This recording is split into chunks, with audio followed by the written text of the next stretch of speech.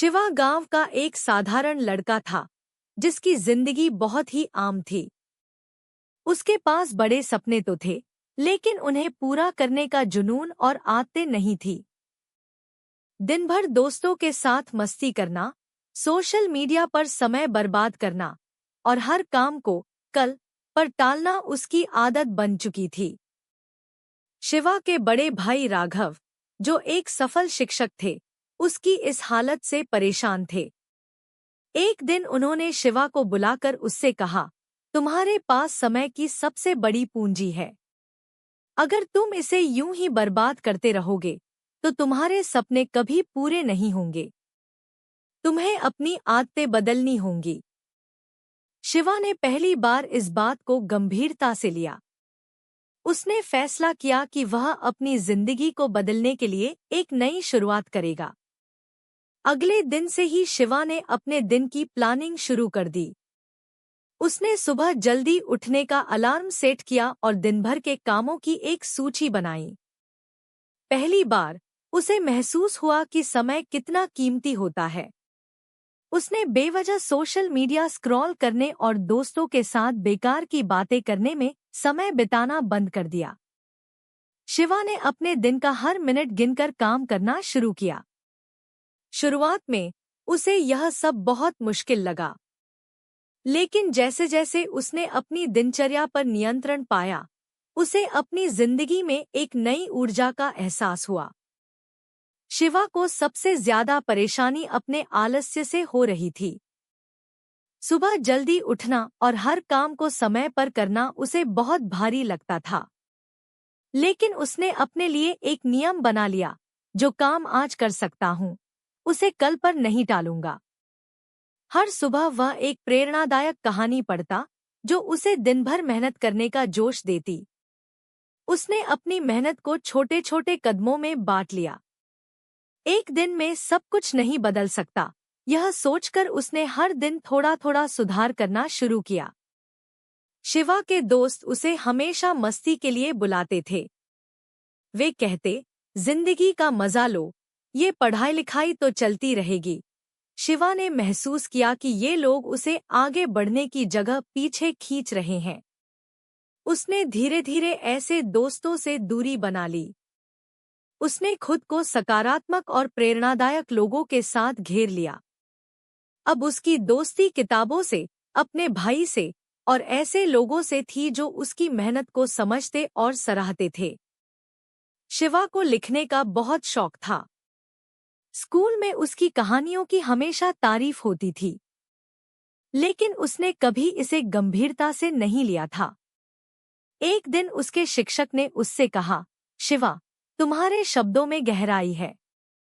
अगर तुम इसे सही दिशा में लगाओ तो तुम बड़े लेखक बन सकते हो। शिवा को यह बात छू गई। उसने लिखने को अपनी जिंदगी का हिस्सा बना लिया। उसने हर दिन थोड़ी थोड़ी कहानियां लिखनी शुरू की।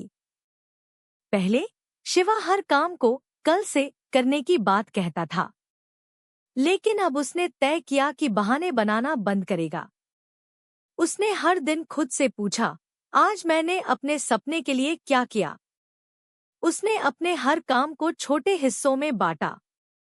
अगर उसे एक कहानी लिखनी होती तो वह उसे हर दिन एक पैराग्राफ लिखने का लक्ष्य बनाता। इस तरह उसने धीरे धीरे अपनी बड़ी कहानियां पूरी करनी शुरू कर दी। शिवा एक ऐसे रिश्ते में उलझ गया था जो उसे मानसिक रूप से कमजोर कर रहा था। वह हर दिन उलझन में रहता और उसका ध्यान अपने कामों से हटने लगा। एक दिन उसने खुद से पूछा, क्या यह रिश्ता मेरी जिंदगी को बेहतर बना रहा है या मुझे पीछे खींच रहा है?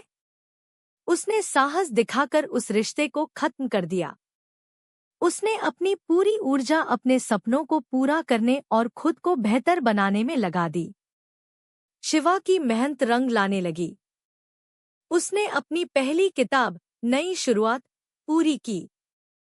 शुरुआत में उसे बहुत संघर्ष करना पड़ा।